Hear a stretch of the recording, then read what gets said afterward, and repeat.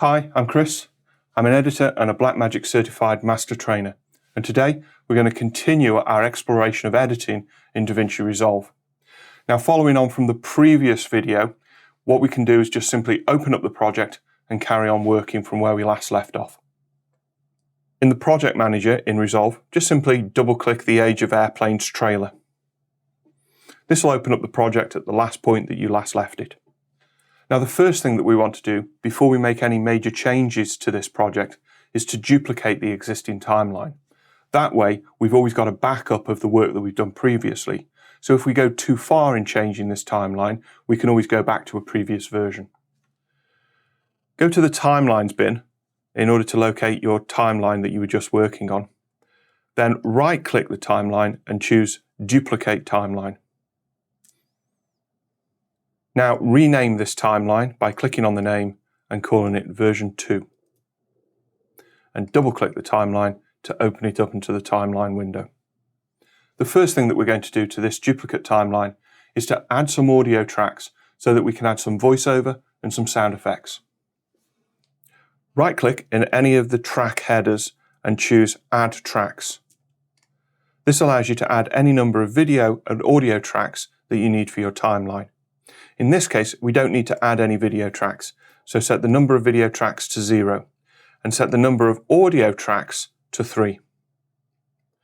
Insert position is below audio 1. This is the correct location for where we want to add our new tracks. And the audio track type is going to be stereo. You don't always want stereo as your default track type. Instead, you might actually be working with mono audio. In that case, though, you can always change the track type later. So we'll just stick with stereo for the moment. Choose Add Tracks to add the 3 extra audio tracks to your timeline. The other thing that would be helpful to do is actually rename these tracks so that I know what type of audio is on each track. I'll just make the timeline track headers a little bit bigger. And I'm going to click on the name for audio track 1. And I'm going to call this Sync. Audio track 2, we're going to call this VO. Audio track 3, we'll call SFX, as we will in audio track 4. And finally, audio track 5 is the music track. The other thing that you can do is actually color code the audio tracks. This makes it easy. It's a visual reference so that it's easy in order to be able to see the type of audio that you're working with. There's no need to set specific colors. Just go with the colors that you personally think work for you. So in this case, I'm going to right-click the sync track, and I'm actually going to choose change track color to lime. All of the clips in that track turn to lime. For the VO, I'm going to choose track color teal. For the sound effects, I'm going to choose track color brown, as I am for the second soundtrack. And for the music, I'm going to choose olive. Providing you haven't changed the clip color of the clip within its bin or in the timeline, it'll inherit the color of the timeline tracks. This means it's easy to spot when you're looking at the timeline. So first thing we need to do is add some voiceover. And the first voiceover piece is going to go between the first and second piece of interview, but obviously on the voiceover track. So I'm just going to place the playhead just partway into the second video clip. I should just resize the timeline slightly so that I can see my clips clearly. And then from the VO bin, I'm going to double click the first of our voiceover tracks, HF VO1. I'll go back to the beginning of this clip and have a listen to it. In the age of airplanes, we've become explorers once again. I'm going to use the top waveform here just to navigate back to the beginning of that piece of voice and set the in point where I can clearly see the voiceover starts. And again, I'm going to do the same by adding an out point at the end of that. Now, because I want this to go onto audio track 2, I need to change the targeting from the source to the track in the timeline. Here, I simply click on the Audio 2 box in order to switch the targeting from audio 1 to audio 2. Any clips that I now edit into this timeline will automatically appear on that audio track. For this, all I now need to do is just do a simple overwrite edit. As before, you can just simply pick the clip up, drag it across to the timeline viewer, or alternatively, you can use the overwrite button at the top of the timeline, or use your keyboard shortcut, F10. And as you can see, it's already now color-coded teal because that was the color coding that we set for that track. The next piece of voiceover actually needs to come after the last bit of sync on A1. So I'm going to position my playhead just after that, select voiceover 2 from the voiceover bin, and I'm just going to have a listen to this. For the moment, leave behind everything you know about airplanes. Anything you've heard about their history. Every conclusion you've drawn from your own experience. And prepare to see them again for the first time. Now, that clip was actually quite long, and because we're making a trailer rather than the whole film, we obviously only need to use a small part of that voiceover. So in this case, we go back to the first piece of waveform, and we don't need the first line. For the moment. We need to start here, just after he says for the moment. So I'm going to add an in point.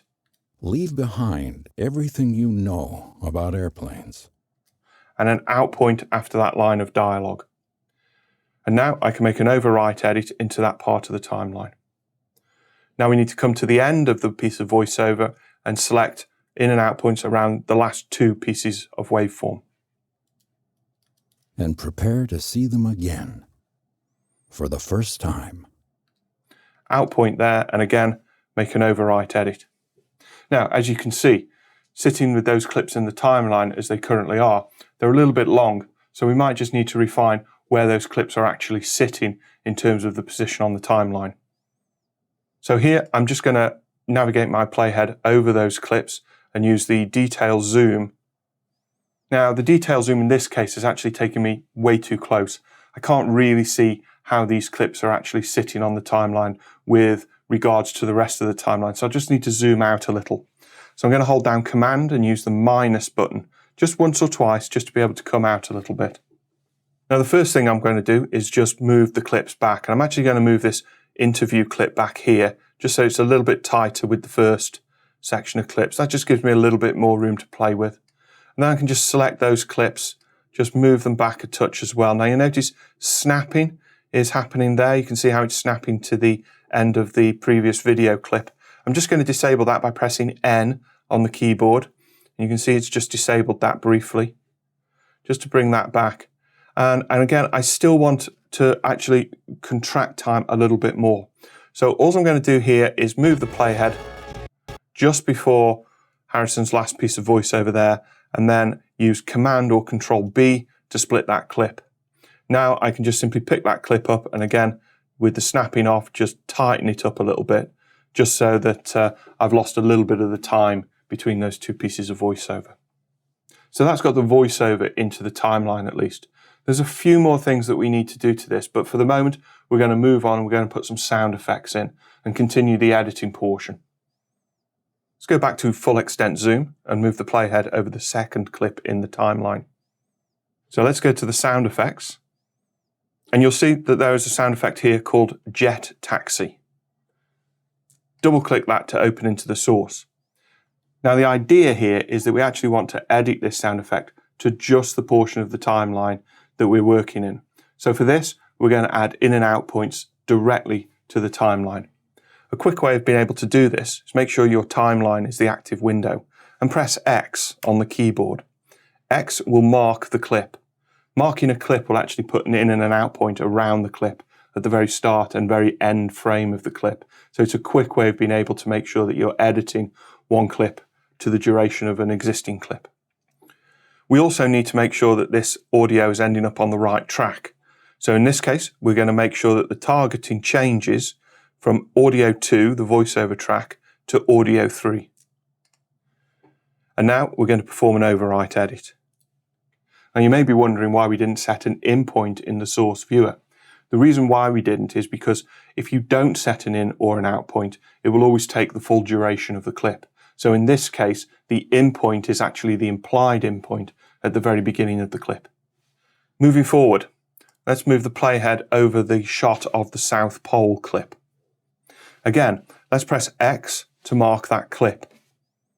Choose the SFX prop audio. Double click that to open it up into the source. And this time we will actually set an in point. We don't need an out point because we've already got an out point directly on the timeline. However, by setting an in point, it means that we're not going to use the very first part of the clip. And you always want to leave a little bit of footage before and after the in and the out points, just to give you a little bit of wiggle room on the timeline. So I'm just going to mark a portion of the wave where it looks, a reasonable amount, maybe here towards the middle of the wave. So I'm going to set an in point there, and again, make an overwrite edit directly onto the timeline. Because the playhead has moved to the end of the clip I've just edited into the timeline, you'll see it's actually on the first frame of the next shot, the Alaska shot. So all I now need to do is press X to mark that clip. And now I can actually go to the sound effects for distant prop. Double click that to open it up into the source, and again use the waveform so that you're not using the beginning part of this waveform here, somewhere around about the middle. Mark an in point, and now we need to choose the track that we actually want this clip to appear on. And in this case we actually need to have it edited onto A4. And again, overwrite edit. Mark the next clip. Switch the audio targeting back to A3. And in this case, we're going to use sound effect for light wind. Double click that, choose a portion of whichever part of the sound effect that you want, and edit that into A3. Understanding how you're using these editing functions is very useful to ensure that you get the audio to sit at the right point on the timeline so that it's accompanying the right piece of video.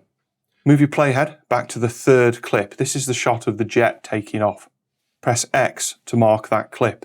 Change the track targeting to A4 and find the clip called SFX, jet takeoff. Double click that to open it into the source. Now at the moment, what we've been doing is in all of the source clips, we've been adding in points to the start of the clip where we want the sound effect to start. But what we can also do is what we call a back-timed edit, which is very useful when you know where you want a clip to end. Set an out point towards the tail end of this fade out of this jet sound. And now when I perform the standard overwrite edit, it will actually back time the sound effect into the timeline. So now it'll sound as though the plane is actually leaving shot. We can actually do something similar with the final shot. Move the playhead to the last shot in this sequence. Press X in order to be able to mark the clip. And because we pretty much leave this shot as the plane is directly overhead, it actually makes sense to take a slightly earlier part of the out point for the clip. So I'm going to set an out point just as the audio starts to fade away. And again, making sure I'm editing onto audio 4, I make an overwrite edit. Now from the previous video, you'll also remember that we not only had overwrite edits, but we had other sorts of edits as well. One of those edits that we explored was the replace edit. And you can actually use the replace edit to good effect here in the timeline in order to be able to synchronize sound and picture together. Move your playhead to the fourth clip in the timeline, which is the shot of the waterplane coming overhead in the Maldives. Find the point on your timeline where the plane is just probably about halfway in shot. In the sound effects bin, find the sound effect called SFX overhead. Double click to open that in the source viewer. Now you can see from this waveform here, as we have this very sort of high spike in the waveform where the plane is at its closest. What we're going to do is we're going to use that as a reference point for this point in the timeline where the plane is directly overhead. So make sure in the source viewer you actually position the playhead as close to the center of that waveform as possible. Let's target audio 3 for this, then simply make a replace edit in whichever way you want. In this case, I'm going to click the replace button. And you can see that the clip is actually timed so that the height of the waveform actually is now synchronized with the actual plane passing overhead. In order to appreciate this, I'm just going to simply mute the music track by pressing the M mute button, and then use the / key in order to be able to preview that part of the timeline.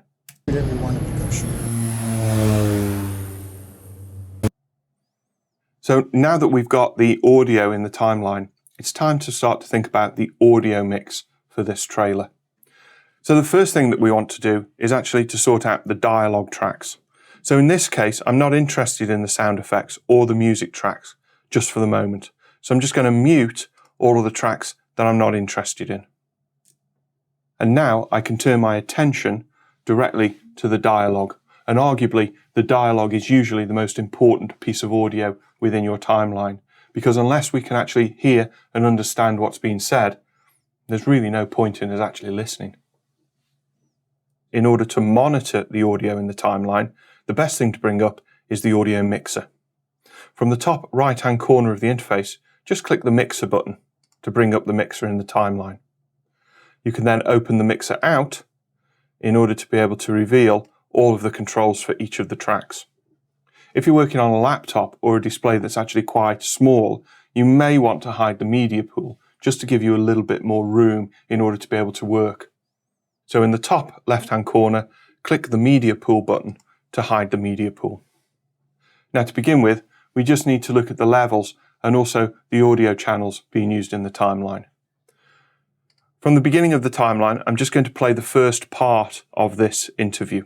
In this film, making a documentary about how the airplanes changed the world. As a quick rule of thumb, for dialogue, you generally want your audio levels to be around about that yellow area on the meters. So that's something to aim for. Also, you noticed, as I play this back, that there's actually two audio channels in this clip. It was really important to go out and shoot the real world. This indicates that this clip is stereo, and it's actually sitting within a stereo track. For most dialogue clips, and that's pretty much anything that's shot on a camera, you will probably want to work with mono audio. In actual fact, let's play the Harrison Ford clip, and let's see the difference here.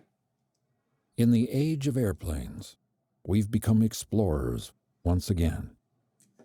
Well, first of all, you'll see that the Harrison Ford clip is nicely sat within that yellow area of the meters. However, it's what we call one-legged. It's coming out of only one channel of our output. Well, we don't want that for Harrison Ford.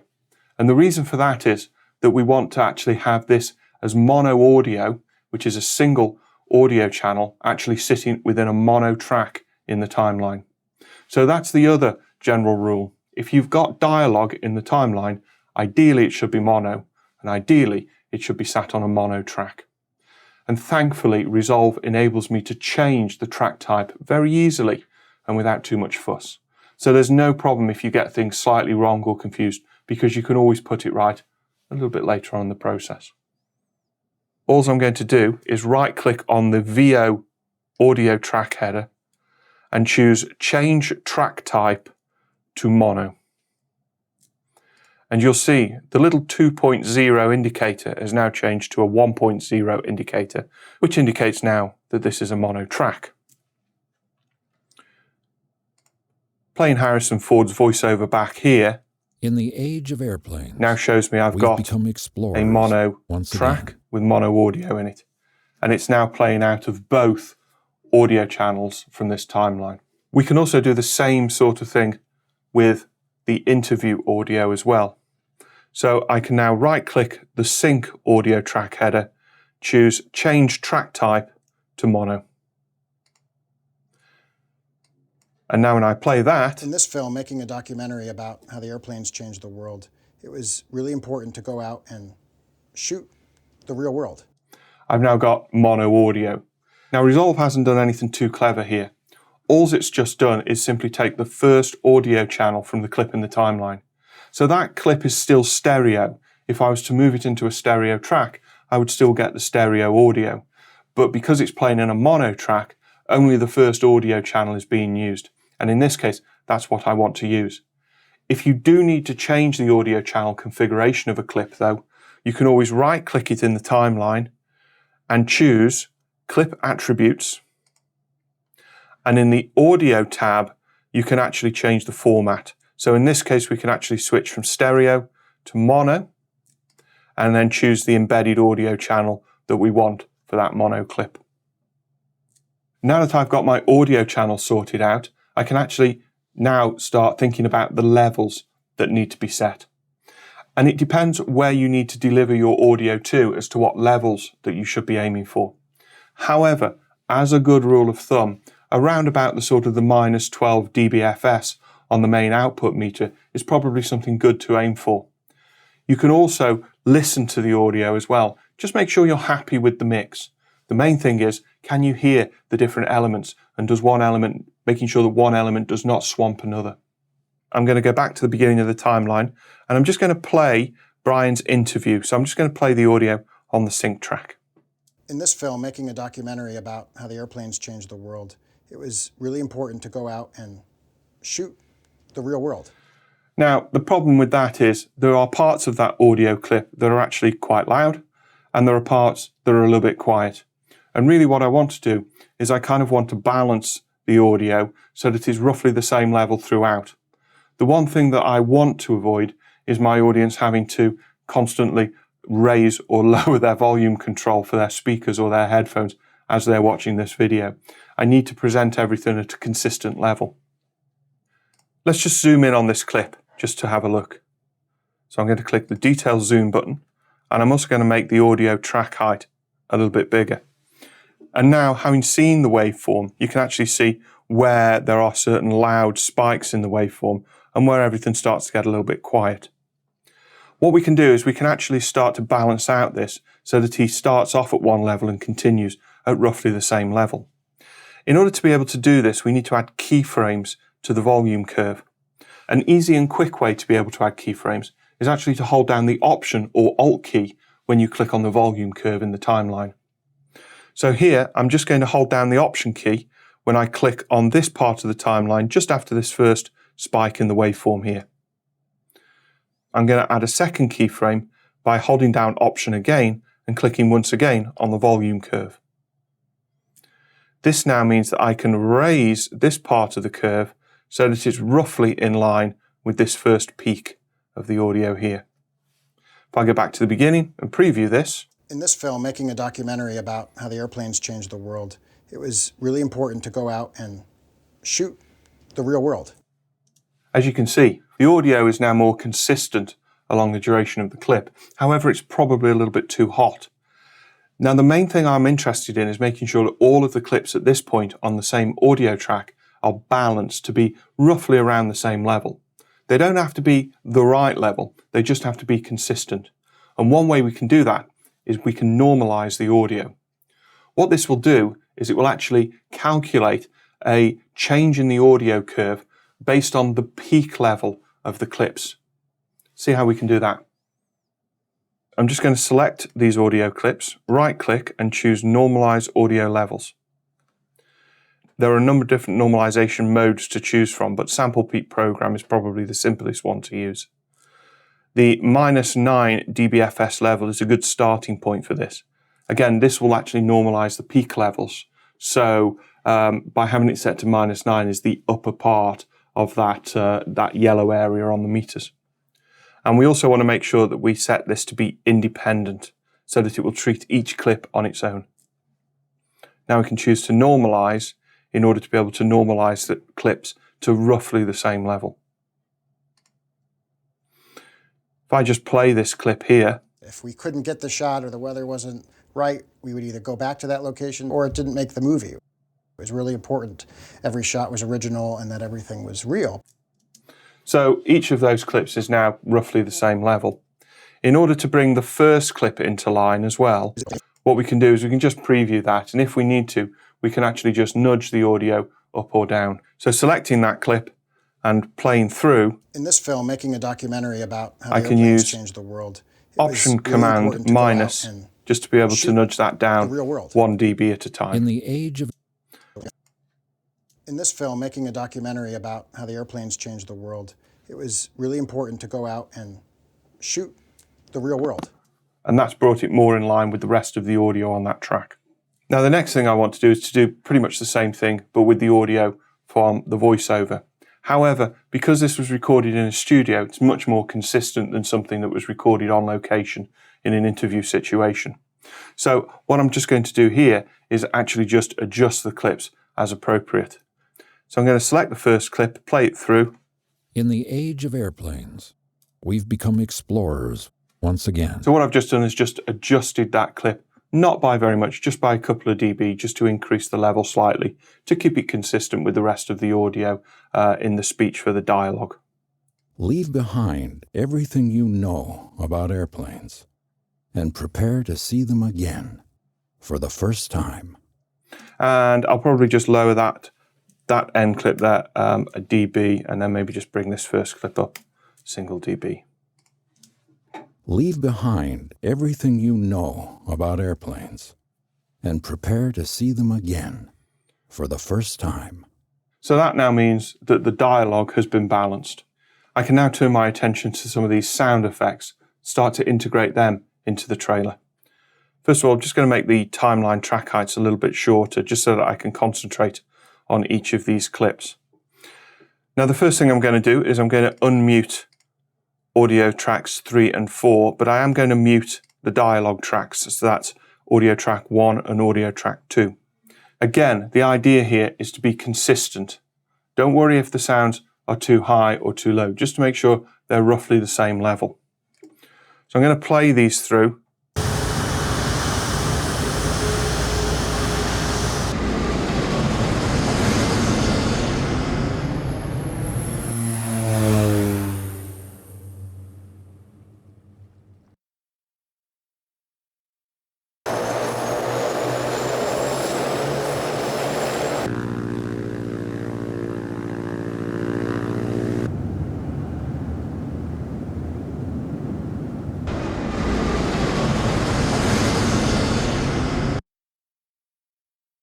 Okay, so first thing I'm going to do is just make sure I've got the levels roughly the same.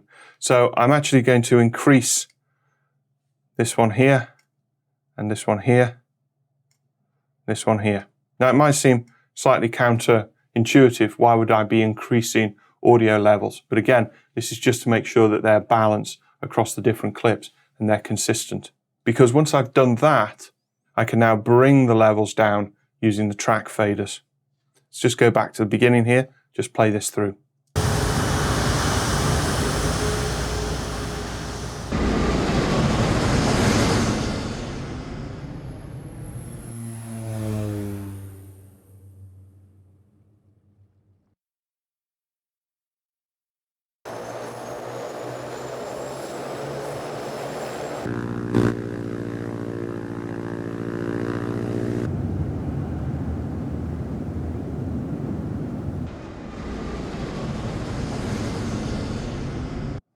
So I'll just need to just pull this level down a little bit just to keep it in line.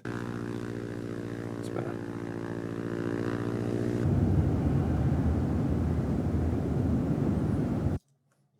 So that's how easy it is to start mixing your audio.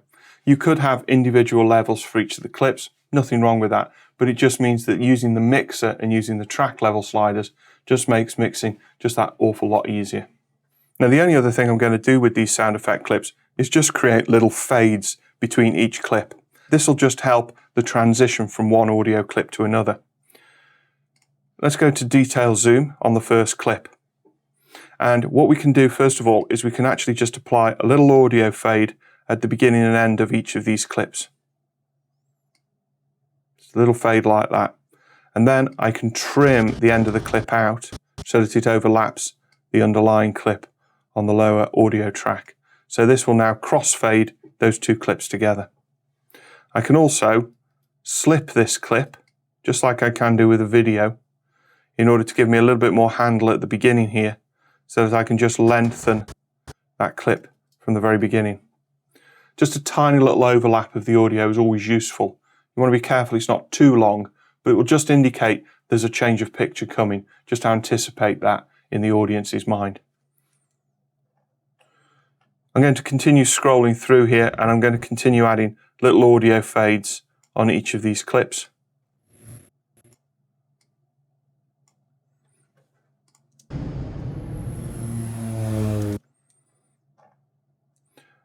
An audio fade out there. Once again, I'm going to do the same technique as before with this South Pole audio. Tiny little fade in at the beginning, just to anticipate the picture change there. And fade out there, and I'll just bring the other one, the subsequent shot, bring that in. Finally, just a couple more to do here. Little audio fades.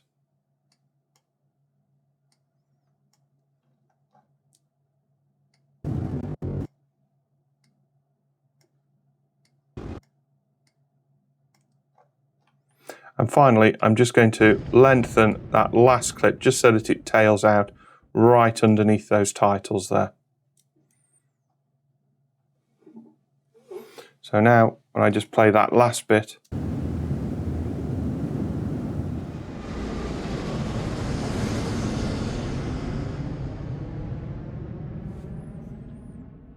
and the sound of the airplane dies away slightly. Now you may be wondering why I haven't added audio transitions between those clips. And that's another way of being able to work. However, I often find that these audio fades are much more accurate than the audio transitions that you might be using. The last element of this audio mix that I need to bring in is, of course, the music. And very similar to working with the sound effects, I can actually use the track slider in order to be able to adjust the music level. So first of all, I'm going to unmute all the tracks in the timeline, go back to the beginning of my edit, and I'm just going to play through and have a listen to where the music level should be. In this film, making a documentary about how the airplanes changed the world, it was really important to go out and shoot the real world. In the age of airplanes, we've become explorers once again. If it was possible to shoot it, we wanted to go shoot it. If we couldn't get the shot or the weather wasn't right, we would either go back to that location or it didn't make the movie. It was really important. Every shot was original and that everything was real. Leave behind everything you know about airplanes and prepare to see them again for the first time.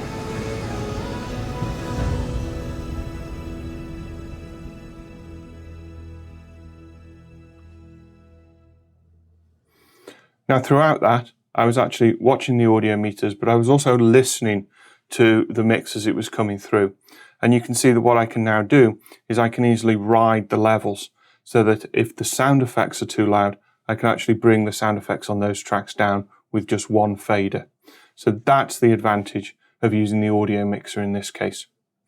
One thing I am going to do though, is I'm actually going to increase the level of the music after Harrison Ford has finished his final line. So in this case, I'm just going to add a couple of audio keyframes on the volume curve and just adjust that up by a couple of dB from where it was before.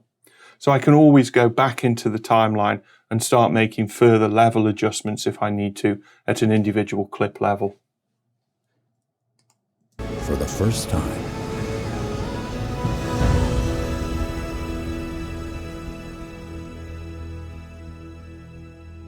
So that's the audio mix done for this timeline. However, we're not quite there yet. We need a few little visual flourishes before we can say that this is a wrap. And in this case, we're going to add a few transitions just to indicate a change of location. And we're also going to add some fusion titles from the built-in templates that Resolve ships with. So to start with, let's just simply adjust the height of each of these tracks, just to give me a little bit more space in terms of the visuals. And the first thing we want to do is actually add some video transitions. Now, I was always taught when I was learning video editing that you should use transitions sparingly and usually to indicate a change of time or location.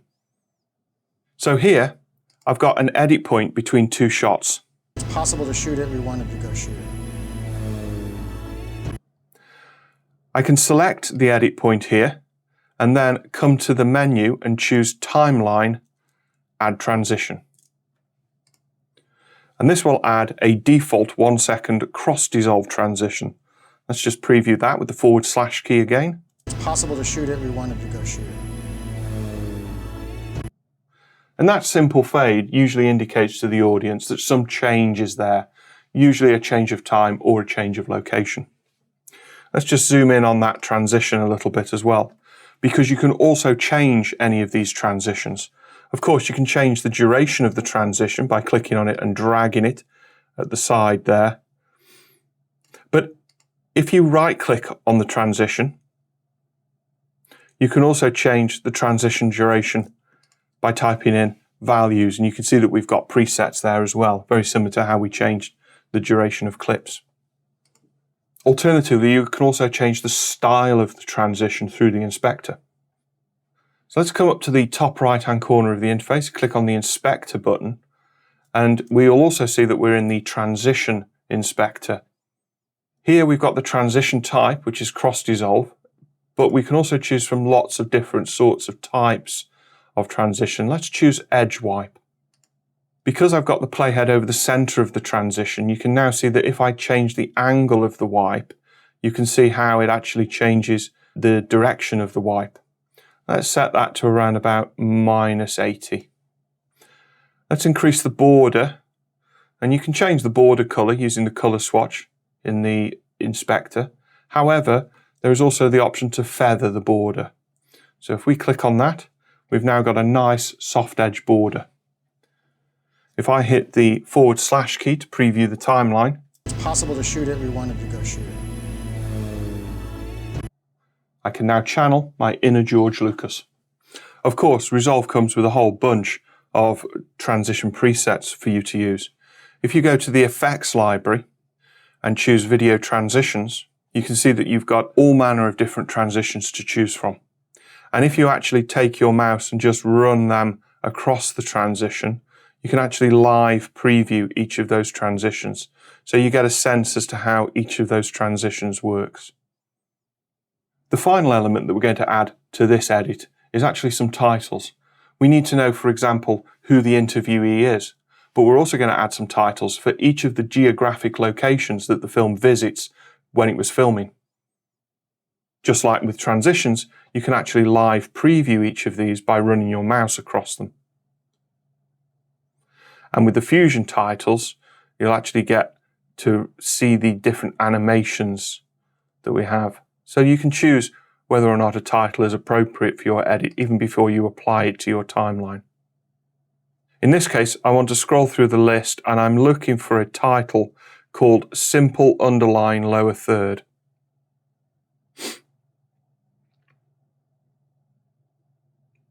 I'm going to take that title and I'm going to move up to my timeline viewer overlays, and then I'm going to choose the Place on Top edit.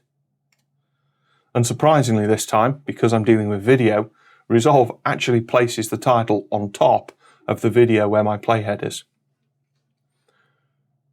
I'll hide the effects library just to give myself a little bit more room and go into my detail zoom. Zoom out a touch there, and I just want to trim the title to the end of the clip. To adjust the title, all you'll simply do is just go directly to the inspector. So here in the text box, I'm going to highlight the sample text, and I'm going to give my interviewee his name, which in this case is Brian J. Terwilliger. And you can also customize the font as well.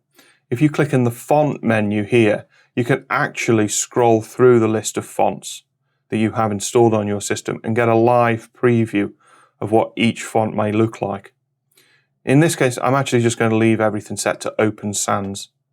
However, I can customize the text further using the lower controls, including the size and also the tracking, which is the spacing between the letters. Just by bringing the letters a little closer together makes them easier to read, I feel. Below that, we've also got controls for the line as well. That's that blue line underneath the text. Of course, I can increase or decrease the line thickness depending on the style that I'm looking for. And I can also change the line color. In this case, I'm actually going to increase the red color channel and the green color channel, and actually just lower the blue color channel just to change the color of the line to yellow. In actual fact, you can also customize the gradient across the line. Let's change the type from solid color to horizontal. And now I get a second color box, which I'm actually going to customize by just making it a little bit more of an orange color. Now that I've got my first title in, I can actually use this as a basis for the rest of the titles throughout the trailer. And all I'm just going to do is just copy and paste the title into different locations. Let's go to full extent zoom and select the title, and then I can actually choose to copy the title just as I would do anything else. So Command or Control C is a keyboard shortcut that you'll probably be familiar with. Now I'm going to find the Maldives shot here, and I'm going to choose to paste.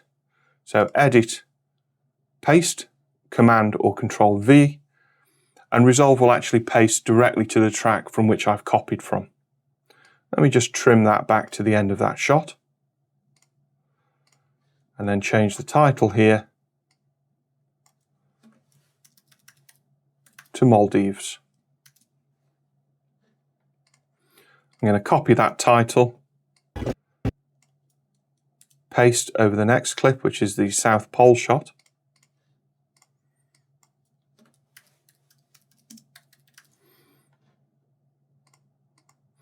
This clip is Alaska.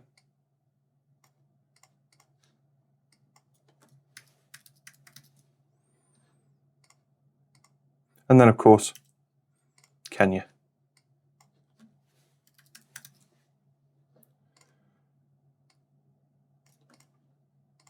Or it didn't make the movie. It was really important. Every shot was original and that everything was real. Leave behind everything you know about airplanes and prepare to see them again.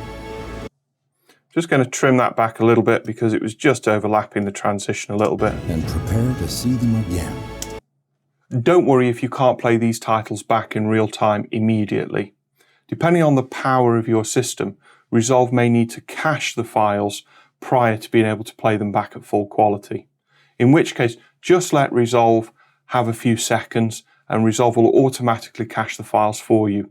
You'll notice when a file is cached because the red line above the title will turn blue to indicate a cache file. You should now be able to play your title back in real time. Now that I've got this edit ready to go, what I want to do is to be able to play it back for the client at full screen. If I just return the playhead back to the beginning of the timeline,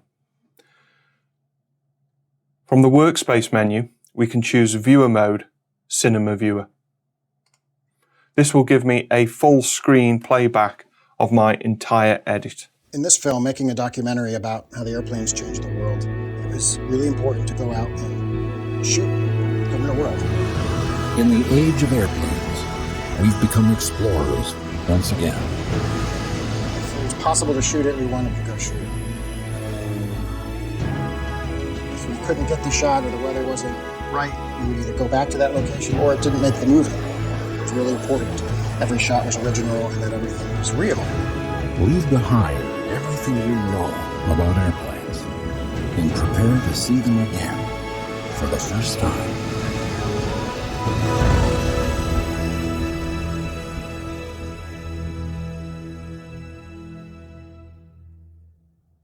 Just simply press Escape in order to be able to return back to the interface.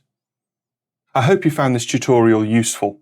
If you've got any further questions about editing in Resolve, please feel free to join us on the Blackmagic Design forums. And you can also familiarise yourself with the training materials that we have available on the DaVinci Resolve product pages. And all of those materials are available for free. Thank you very much and happy editing.